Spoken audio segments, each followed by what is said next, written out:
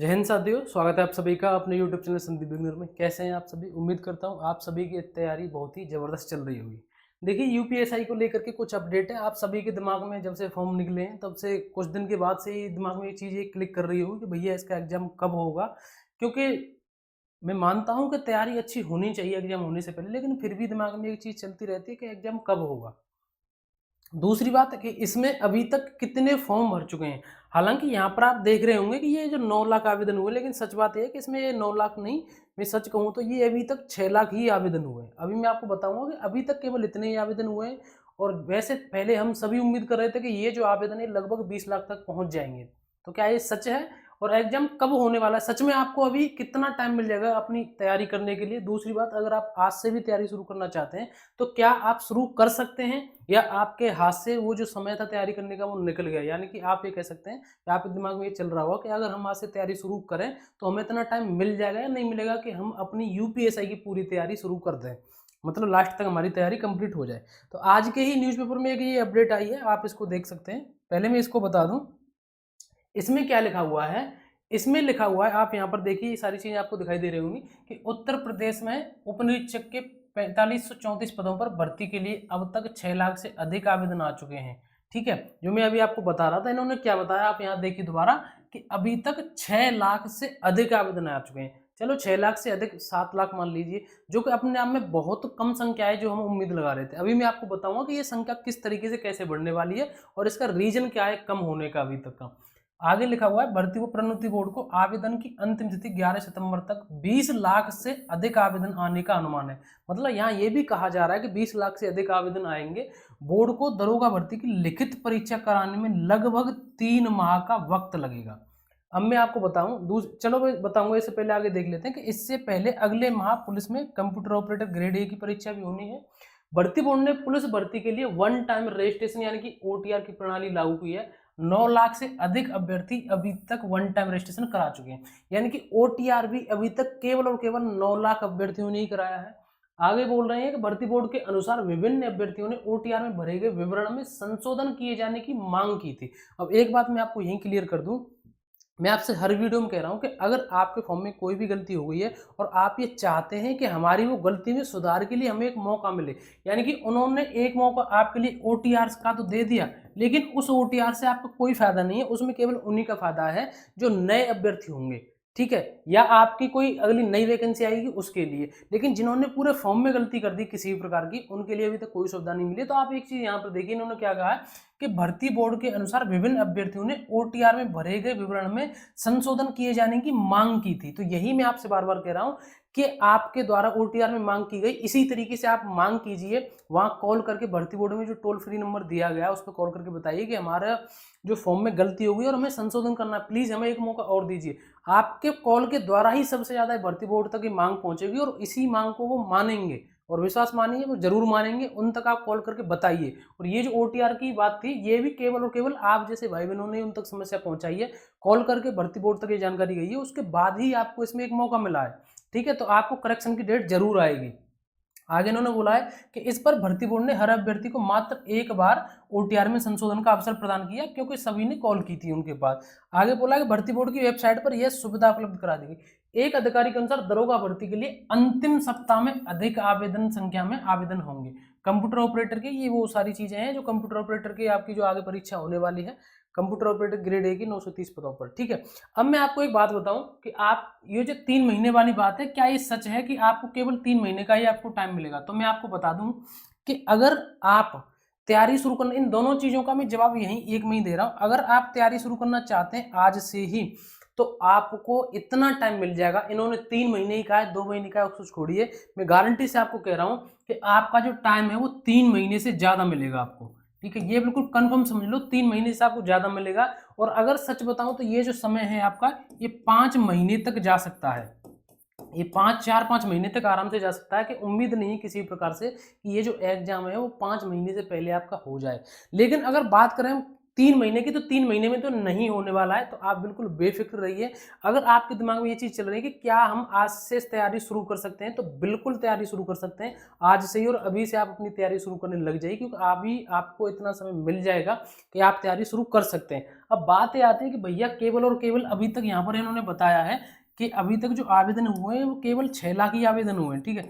तो अगर 6 लाख आवेदन हुए हैं तो ये संख्या फिर 20 लाख तक कैसे पहुंचेगी। अगर कोई भी वैकेंसी आती है तो आपको एक चीज बता दूं, कभी भी कोई वैकेंसी है उसके ऑनलाइन फॉर्म हो रहे हैं तो उसमें सबसे ज्यादा जो आवेदन होते हैं ना, सबसे ज्यादा जो लास्ट वीक रहता है ना, सबसे ज्यादा लास्ट वीक में आप सभी के आवेदन होते हैं। और यहाँ पर एक कारण और रहा है, एक तो ओटीआर में पहले दिक्कत आ रही थी सभी को, बाद में डिग्री वाली समस्या आई, तो शुरू शुरू में बहुत लोगों ने इसलिए नहीं किया, ठीक है। कुछ लोगों के भी डॉक्यूमेंट्स बन रहे हैं, डॉक्यूमेंट्स नहीं बन पाए जो किसी भी प्रकार का आरक्षण लेना चाहते हैं, तो ये बात है। और कुछ के पास तो सब कुछ है लेकिन वो लास्ट के लिए ही बैठे रहते हैं कि हम तो भैया लास्ट में ही फॉर्म भरेंगे, ठीक है। अगर आपने फॉर्म भर दिया है तो कोई दिक्कत नहीं, अपनी तैयारी शुरू करिए। अगर नहीं भरा है तो एक चीज का ध्यान रखना कि आपसे किसी भी प्रकार की कोई गलती नहीं हो पाए।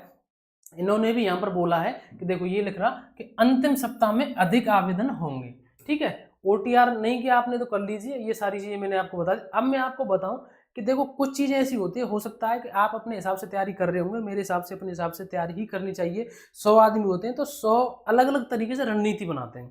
जरूरी नहीं कि जो रणनीति मेरी है वो आपकी हो, या जरूरी नहीं जो आपकी है वो मेरी हो, सभी की अलग अलग रणनीति होती है। लेकिन फिर भी मैं आपको एक बात बता दूं, जो पुराने अभ्यर्थी हैं, जो पुराने भाई बहन जो तैयारी कर रहे हैं, लगभग वो चीज़ों को समझ चुके होते हैं कि किस तरीके से तैयारी करनी है, किस सब्जेक्ट पर सबसे ज़्यादा ध्यान देना है, किस पर कम देना है। लेकिन इन चीज़ों में सबसे ज़्यादा जो भटकते हैं वो भटकते हैं जो नए किसी फील्ड में आते हैं या नई तैयारी शुरू करते हैं। तो मैं आपको बता दूं, इसमें 4 सब्जेक्ट हैं, आप सभी को पता है कितने कितने प्रश्न आएंगे। कुछ सब्जेक्ट आपको ऐसी रही, मतलब ऐसा होता है, कुछ अभ्यर्थी ऐसा करते हैं कि मुझे डेली पढ़ना है, जैसे डेली उनको 8 घंटे पढ़ना है, 6 घंटे पढ़ना है या 10 घंटे पढ़ना है, तो वो क्या करते हैं, डेली पूरा बराबर टाइम बांट लेंगे कि मुझे पूरा सभी सब्जेक्ट को बराबर बराबर पढ़ना है। ये आप यहाँ पर बहुत बड़ी गलती कर देते हैं। मैं ये नहीं कह रहा कि आपको कोई भी सब्जेक्ट छोड़नी है, आपको सभी सब्जेक्ट को लेकर के चलना है। भले ही आपकी कोई सब्जेक्ट ऐसी हो ना जिसमें आपको सबसे ज़्यादा विश्वास हो, तो इसको मैं अगर नहीं भी पढ़ूंगा तो भी निकाल दूंगा, फिर भी मैं आपसे कह रहा हूँ कि आप बहुत बड़ी गलती कर देंगे। उसको भी पढ़ना, सभी सब्जेक्ट को पढ़ना, लेकिन ऐसा मत करना कि सभी सब्जेक्ट को बराबर समय दे रहे हैं।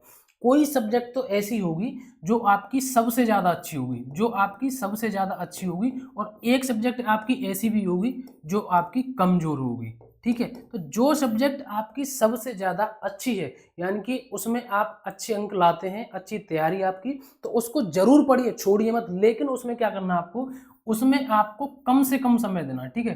क्या करना है उसमें, उसमें आपको कम से कम समय देना है, यही एक अच्छी रणनीति होती है। और जो आपकी सब्जेक्ट कमजोर है उसमें आपके हर बार अंक कटते हैं, जब भी आप टेस्ट सीरीज लगाते हैं या कोई भी प्रैक्टिस सेट लगाते हैं, तो उसमें आपको क्या करना है, उसमें आपको सबसे ज़्यादा समय देना है, ठीक है। उसमें आपको सबसे ज़्यादा कहूँ या मैं ये कहूँ कि ज़्यादा उस पर फोकस करना है। वो आपकी एक सब्जेक्ट भी हो सकती है, 2 भी हो सकती है, लेकिन पढ़ना अब आपको चारों सब्जेक्ट है। हमें ये अंदर से लगता है जब हम किसी सब्जेक्ट को छोड़ देते हैं कि जैसे रीजनिंग है, बहुत ईजी सब्जेक्ट है, मैं इसको कर दूंगा, या किसी की मैथ हो सकता है, लेकिन हमें ये अंदर से लगता है केवल, लेकिन जब हम पेपर में बैठे तो हमें ये अंदर से पता लग जाता है, और पेपर के टाइम पे ही पता लग जाता है कि भैया ये जो हम इसके ऊपर इतना कॉन्फिडेंस कर रहे थे कि इसको तो हम बिल्कुल एकदम फाड़ के रख देंगे, और इसमें तो हमारा यहाँ प्रश्न ही नहीं बन पा रहे हैं। उसका सबसे बड़ा कारण है कि प्रैक्टिस, ठीक है। अब आपने उसी कॉन्फिडेंस में प्रैक्टिस नहीं की कि मैं तो इस सब्जेक्ट को कर दूंगा। इसीलिए मैं आपसे कह रहा हूँ किसी भी सब्जेक्ट को आप छोड़ना मत, जो आपकी सबसे ज़्यादा फेवरेट अच्छी सब्जेक्ट हो उसको कम पढ़ना, लेकिन पढ़ना जरूर। दूसरी बात मैं आपको बता दूं, कुछ भाई बहन क्या करते हैं कि जैसे रीजनिंग है, मैथ है और हिंदी है आपकी, तो आपको क्या करना है कि जैसे आपने पहले पढ़ रखा है, लेकिन फिर भी उन्होंने पढ़ रखा है, चीज़ें उनको अच्छी तरीके से पता है, लेकिन फिर भी वो क्या कर रहे हैं कि किसी की देखा देखी या कोई नया बैच परचेज करने के बाद अलग से फिर से उनके नोट्स बनाए जा रहे हैं, ठीक है। अलग से उनको फिर से नोट्स बनाए जा रहे हैं। कुछ नहीं, ये केवल और केवल समय खराब करने वाली बात है। मैं सच बता रहा हूँ, ये वो रणनीति बता रहा हूँ मैं आपको, जो आप अच्छी मेहनत करने के बाद भी आप उस भीड़ में पीछे रह जाएंगे। उसका कारण इन छोटी छोटी बातों का ही ध्यान रखना है आपको। अच्छे तरीके से आपको इस तरीके से तैयारी करनी है कि जो आपने चीज़ें पढ़ रखी हैं उनको रिवीजन करिए, या आपके पास जो नोट्स हैं कोई नई चीज़ आपको दिखाई दे रही है तो उसको ऐड ऑन कर दीजिए उसमें, किसी भी बैच से आप पढ़ रहे हैं। लेकिन आपको एक बात बताऊं कि जो मैथ और रीजनिंग है, ये दोनों सब्जेक्ट तो प्रैक्टिस के ऊपर ही डिपेंड है। मैं ये नहीं कह रहा कि आप इनको मत पढ़िए, लेकिन आप इनकी सबसे ज़्यादा प्रैक्टिस करिए। हिंदी एक ऐसी सब्जेक्ट है कि आप चाहें तो इसमें पूरे में से पूरे नंबर ला सकते हैं, ठीक है, क्योंकि इतनी ज़्यादा बड़ा भी सिलेबस नहीं है इसका, ठीक है। जीएस में मैं आपको बताऊं, बहुत से ऐसे होंगे जिनको मैं बार बार वही बातें क्यों कह रहा हूँ, क्योंकि आपको पता है कि इसमें, जिनको नहीं पता मैं बता दूं कि पॉलिटी का इसमें अच्छा खासा रोल रहने वाला है। वहीं आपके मूल विधि और जो आपकी अदर जीएस है उसमें आपके नॉर्मल क्वेश्चन बनेंगे।